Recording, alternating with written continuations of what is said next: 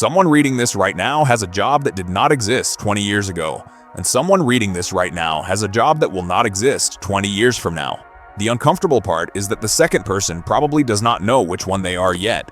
In 2025 alone, AI was directly cited in over 55,000 layoffs in the United States. Not downsizing, not restructuring, not market conditions. AI specifically named as the reason people were let go.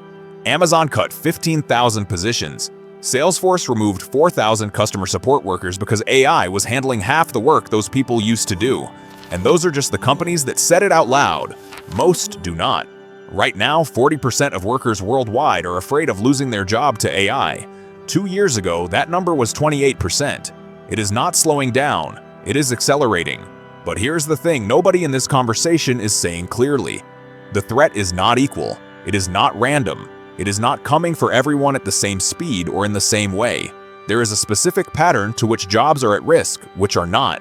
And most importantly, what the people who are going to be fine are doing differently with their money right now compared to the people who are going to be caught completely unprepared. That is what this video is actually about. Start with the honest picture of what is happening. The IMF estimates that roughly 40% of global jobs are exposed to AI in some form.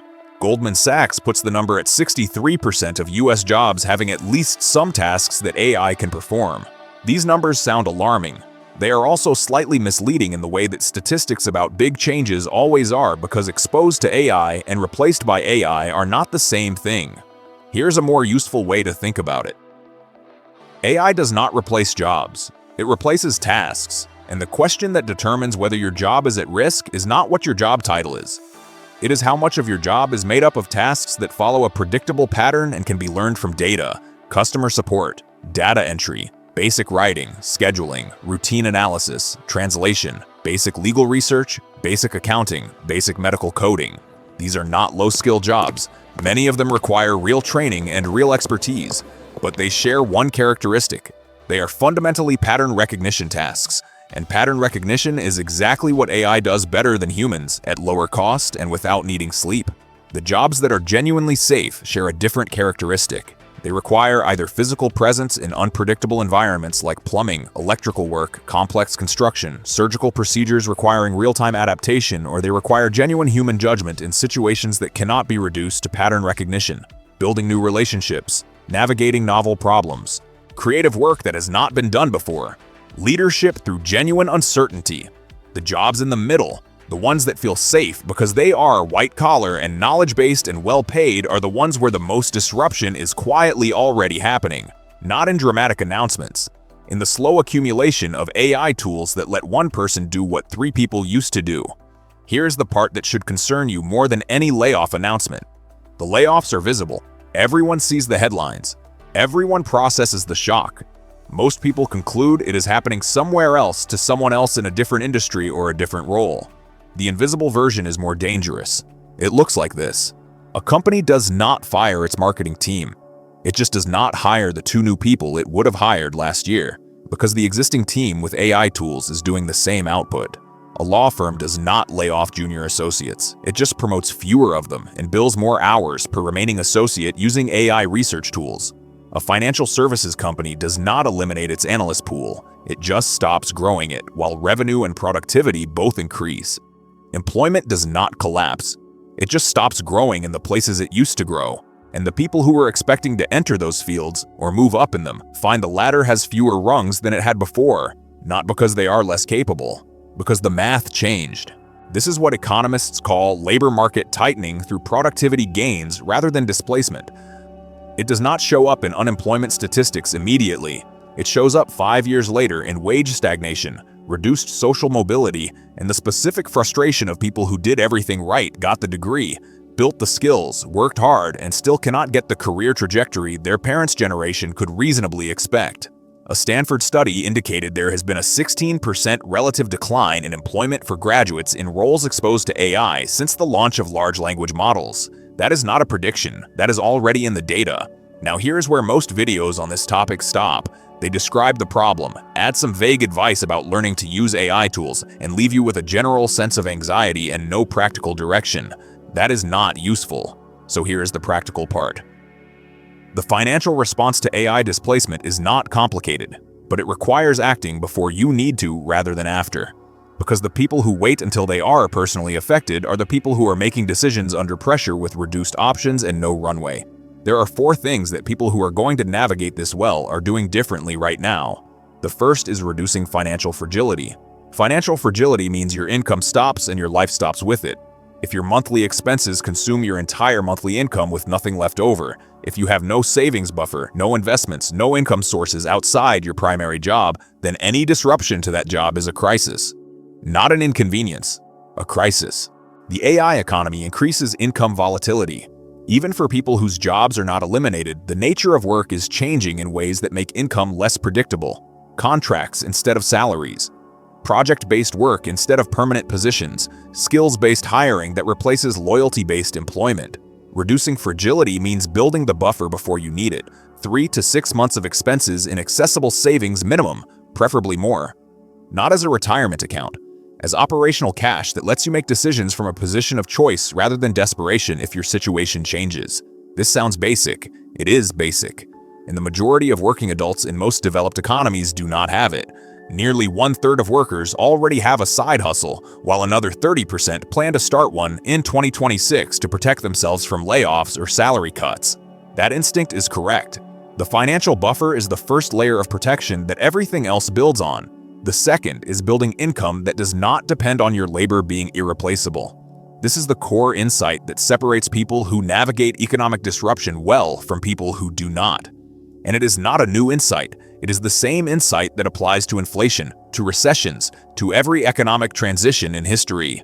The people who come through difficult transitions with their financial lives intact are almost always the people who had income sources that did not depend entirely on their time being exchanged for money. Dividends from stocks, rental income from property, a small business or side project that generates revenue, a skill that can be sold directly to multiple clients rather than one employer. None of these need to be large to be meaningful.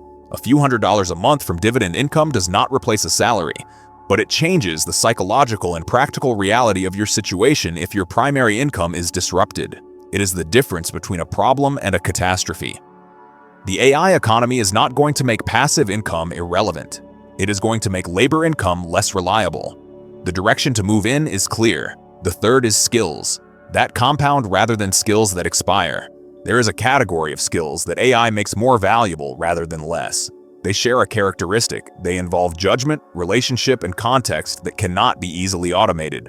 Understanding how systems work well enough to build or redesign them, not just operate them.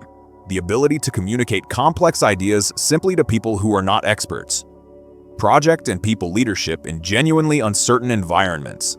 Selling not scripted sales, but the real human process of building trust and solving specific problems for specific people. These skills compound. Every year you practice them, you become significantly more capable than the previous year. And they are genuinely hard to automate because they depend on real-world feedback loops, genuine relationships, and contextual judgment that changes in every situation. The skills that expire are the ones that are fundamentally about knowing how to operate a specific tool or follow a specific process that AI can learn faster and cheaper than any human can. The honest career question to ask yourself right now is not whether your job is safe. It is whether the skills you are building every day are the kind that become more valuable as AI improves or less valuable. The fourth is not panicking into bad decisions. This one is less obvious, but arguably the most important. Workers who believe their job is about to be automated may stop investing in their career, avoid taking risks, or leave the workforce entirely, even when their specific role is not actually at immediate risk. AI anxiety is not the only force reshaping the employment landscape. Fear itself has real economic consequences. The emotional response to uncertainty is to contract, spend less, invest less, take fewer risks, hunker down and wait for clarity. This feels prudent. It is usually the opposite of what the situation actually calls for. The people who navigate economic transitions well are almost always the people who keep investing in their skills, in their financial assets, in their relationships and networks through the uncertain period rather than stopping.